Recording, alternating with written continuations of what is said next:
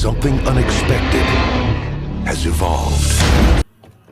Alright, what's up everybody? Welcome back to the channel. Today we're diving deep into a controversial and intriguing archaeological mystery. Now before I go any further, I want to thank you for watching. Even if you don't agree with what I'm saying, I appreciate you being here. Remember to leave a like, it's completely free. And you know what, doing something nice is good for your soul. Now let's go ahead and talk about the Ica Stones, or the Ica Stones. I've also heard people call it the Ica Stones, but they were British, so that doesn't count. Scoreboard!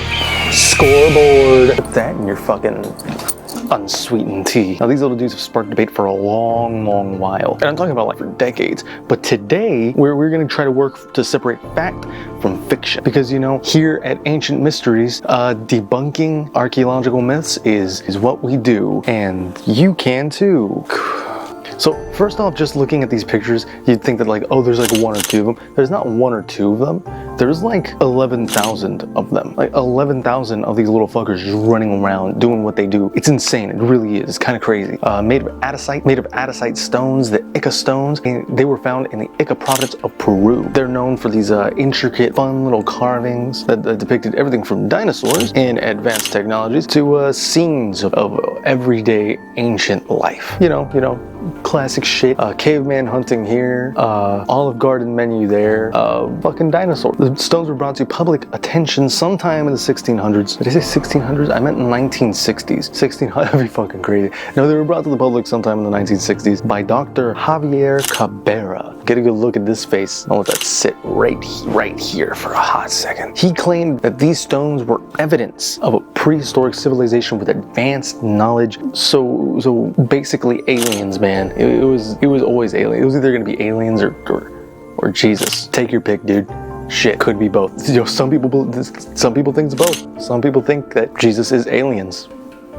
I can't prove them wrong. I feel like this is about the point where people start to lose interest. So what I'm gonna do for you might have assumed from my tone of voice that I think that this is absolutely bullshit. Well, you wouldn't be wrong. It seems a little too extraordinary to be true. I'm gonna be really honest with you.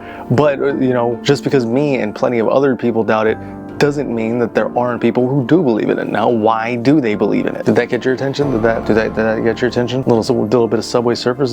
Did that extend my engagement? So Dr. Cabrera actually wasn't the one who found the stones. Not really. He received the stones from a farmer named Basilo Chiha or something like that. I don't know, man. He claimed to have found them in a cave. Cabrera collected like 11,000 of them. Like I said before, it was kind of crazy.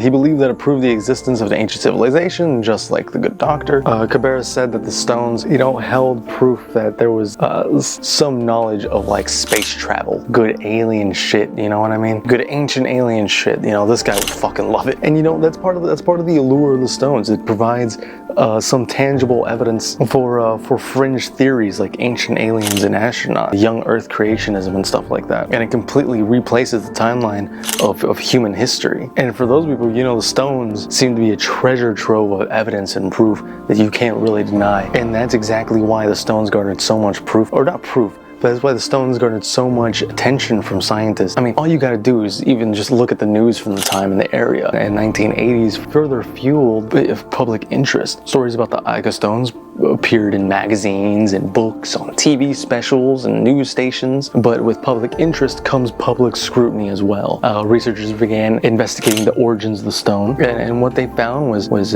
you know what, it's probably what you and me both assumed. It was bullshit. I mean, all you gotta do is just look at Mr. Chiha's words right here. In the 1970s himself, he admitted he used a dentist drill to carve it. Now, of course, he took the claim back because he was probably making shit tons of money off of the stones, but you know, by that point, the damage was done. And you know, I've straight up heard people before say that the government is strong-arming him into shutting up. And for those people, I wish the government would strong-arm you into shutting up. And if that's not enough for you, let's, for once in my life, put my degree to use by looking at it from an archaeologist point of view. Because the lack of context for these stones is fucking significant, dude. They weren't found in a controlled archaeological site, and there's no evidence to support their supposed authenticity or antiquity. There was no cultural layer found around the stones. That means there was no pottery, there was no silverware, there were no children's toys. Absolutely nothing around them, just the stones. Furthermore, the carvings were pretty inconsistent with known prehistoric art styles in the area area of the time. And you know, if that's not enough for you, the stones depicted humans interacting with dinosaurs. That completely reframes everything we know about history. Not just history, but geology, anthropology, everything that built a timeline, it fucks it over so hard. And so, you know, some of these stones have depictions of dinosaurs with like with like patterns on them, and you'll have people be like, well, how do you know? How do they know what it looks like? Man, it's called fucking creativity, dude. It's called intellectual licensing, bro. They did it in Jurassic Park. That's not a velociraptor. And you know what? You don't gotta know what it actually looks like if you just lie about it. If you just girl boss your way through it, you don't gotta know. If that's not enough for you, human and dinosaur coexistence. I mean, dinosaurs would extinct, I think it's 66 million years ago. At the end of the Cretaceous period, Homo sapiens, or modern humans, only appeared about 300,000 years ago. So, fuck you. You can also look at fossil evidence, you know, layers of the earth don't fucking lie, man. I mean, there's even a lot of artistic license taken with the depiction of the dinosaurs. Just look at the way that this guy stands up. That dude would crumble. That is not how dinosaurs stood. I mean, we know that now, but this depiction matches up more with the past day idea of what a dinosaur would look like. I mean, you could look at King Kong and see what I'm talking about here. And then you could also look at the tool markings.